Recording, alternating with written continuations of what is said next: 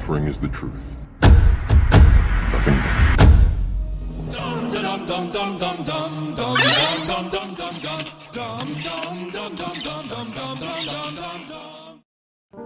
Good evening, everyone, and welcome to episode 3 of Debunking Professor Dumb Dave.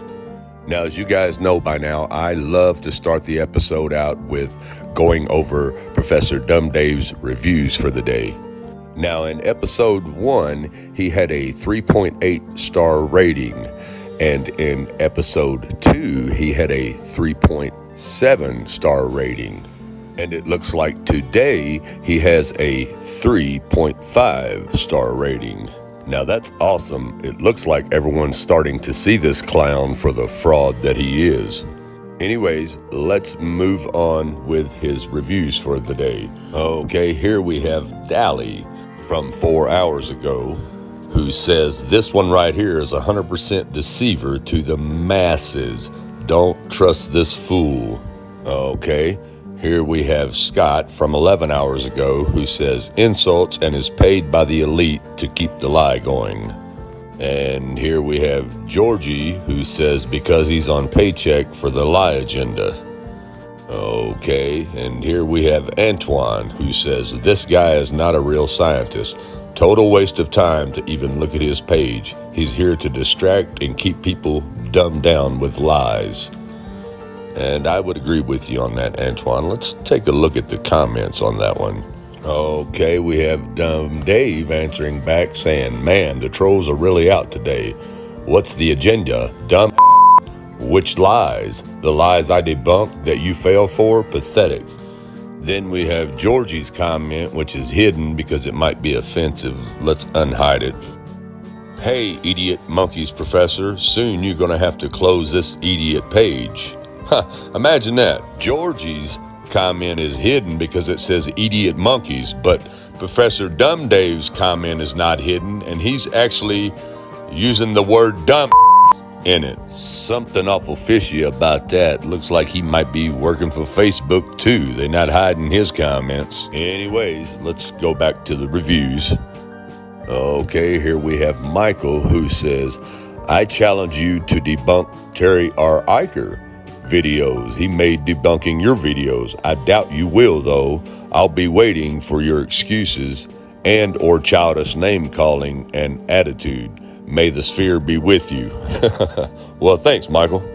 Okay, let's take a look in the comments and see if Professor Dumb Dave responded back to Michael. Okay, we have Professor Dumb Dave responding back with, I don't know who that is, and I guarantee that he's a moron. You are too for falling for the dumbest hoax on the entire internet. And Michael responds with, here he is, and we all know you won't bother. And then Michael goes on to send him links to my videos, and then Michael says, hey Dave, why can't I click on your actual page? See, I knew you would do this. We all know you're a complete fake fraud. You show people your true colors. You are a deceiver and a liar. The truth is slowly coming out. Now, let's look back at what Professor Dumb Dave said about me. He says, I don't know who that is, but also in the same sentence, he calls me a moron. Well, thanks, Dumb Dave. And like I said before, we can tell why this clown is not teaching in some school or university. Look at his vocabulary reaction to the public reviews. Now, I don't know about the rest of you, but when I see Professor Dumb Dave responding in the comments, this is what I personally see. You're crazy. I know you are, but what am I? You're a nerd. I know you are, but what am I? You're an idiot. I know you are, but what am I? I know you are, but what am I? I know you are, but what am I? I know you are, but what am I? Infinity. Anyways, that's how I see him. So, hey, Professor Dumb Dave, let's get you introduced.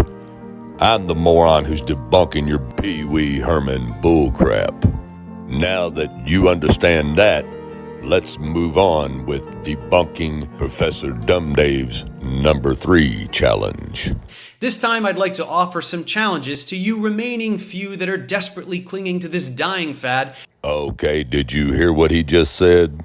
to you remaining few that are desperately clinging to this dying fad. To us remaining few who are desperately clinging on to this dying fad of flat Earth. I just want to debunk that comment real quick before we move on. The round or spherical Earth theory is propagated by some conspiracy. And the number of people who think so is growing. Thousands, if not millions of people believe the world is flat. And it's the subject of tonight's special report. WCIA3's Aaron Eads is here with us now. And Aaron, as far as conspiracy theories go, flat Earth theory is actually getting pretty popular. Yeah, believe it or not, the number of people who believe the Earth is flat is actually growing. Scientists might have an idea of why that is, and it's worth talking about.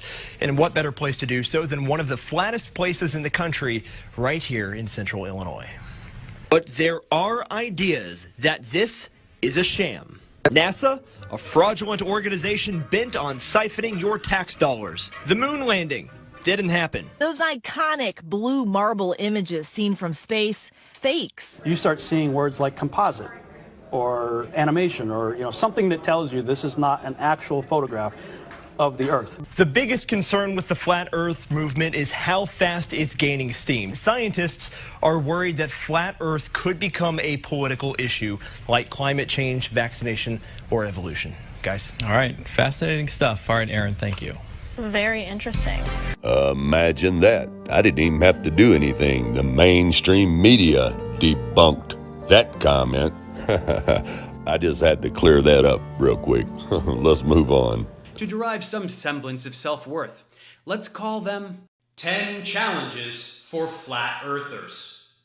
Number 3, here's an idea. What if you were to actually make a prediction with your model? Like any prediction. You know, those things that you have to do in science for it to be science. Pick any celestial object, a planet, a comet, a star. Now pick any time in the future, and using only the flat Earth model and nothing else, tell me where it will be at that time. If you can't do this, and I know you can't, consider admitting that your model is absolutely irrelevant. People who actually understand the geometry of the Earth and the solar system can predict a solar eclipse, specifying the start and end time down to the second and tracing its precise path down to the square mile. Doing that even a single time means the model used to make the prediction has been undeniably verified, and it's done every single time. Anyone who doesn't see the importance of that has no clue how science works. Okay, now this would be Professor Dumb Dave's dumbest challenge, just because of the simple fact I don't think Dumb Dave understands that we who live here on the real flat Earth see the same sky, the same stars, the same sun and moon that he sees on his fake pretend spinning ball. So therefore, we would make those predictions the same way that you who live on your fake spinning ball would. For example, the Mayans, who were flat earthers, made eclipse predictions for 5,000 years before they even come up with the spinning globe bullcrap. Now, with today's technology, all you need to do is calculate the precise motions of the sun and moon, and all you need to do that with is a computer and the proper software. And now that's the easiest way. But if you want to predict eclipses on a flat Earth the way the Mayans did, in order to do that, you have to understand that the sun must be crossing a node, and the moon must be crossing either the same node, which is a solar eclipse, or the other node, which is a lunar eclipse.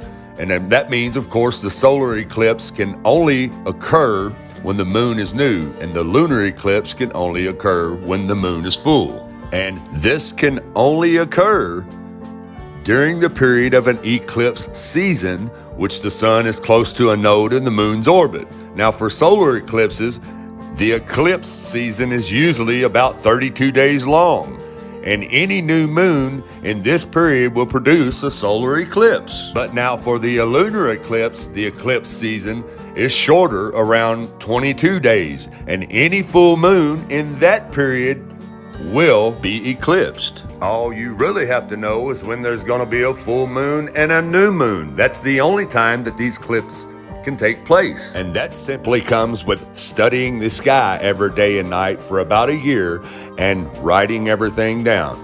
Then come that next year, you'll know exactly when every eclipse is going to take place, the same way the Mayans did it 5,000 years ago on the flat earth that they lived on. It's really, really simple. And if you don't understand how to read the sun and the moon and the stars in the sky, all you got to do is probably go to Google and look here. How did the Mayans predict solar eclipses? The Mayans were a very advanced society, and they were able to predict solar eclipses by studying ancient texts and observing the sun. They also used calendars to predict events. Just like I told you, you write down a calendar for a whole year. You study that calendar. You study the movements of the sun and the moon, and you will be able to predict these eclipses the same way they did. For example, right here, according to ancient texts, the Mayans predicted solar eclipses thousands of years in advance. The Mayan believed that these events were a sign from the gods and were used for religious ceremonies. By studying the Mayan predictions, it is possible to better understand how they viewed the universe. Solar eclipses are still a source of mystery for many people today, but the Mayan knowledge provides an interesting perspective. By understanding this ancient culture, we can gain a greater appreciation for science and astronomy as well. The Mayans were able to predict solar eclipses by studying the movements of the sun and moon. By following these patterns, they were able to make accurate predictions about when an eclipse would occur. The Mayans' calendar is a complex system of predicting astronomical events like solar eclipses. To calculate the date and time of an eclipse, the Mayans used a day cycle with day intervals. The Mayans were some of the first people to predict solar eclipses, and their methods were quite advanced for their time. The Mayans used a variety of astronomical observations to predict solar eclipses. So as you can see, for thousands of years, the Mayans predicted eclipses in the same way that I just told you how to predict eclipses on the flat earth in modern times. And don't get me wrong, it's not that easy. You have to write everything down on a calendar, and you have to keep track of the sun and moon daily.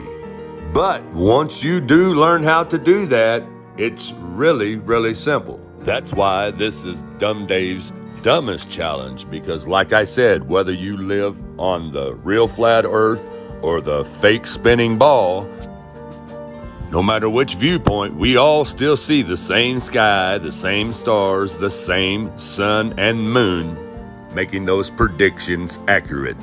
And now, with that being said, we have debunked Professor Dumb Dave's number 3 challenge. And therefore, that completes this episode of Debunking Professor Dumb Dave. So everyone, be sure to join me in episode 4, where we debunk his number 4 challenge. Until then, everyone, thanks for watching. Have a good night, and God bless.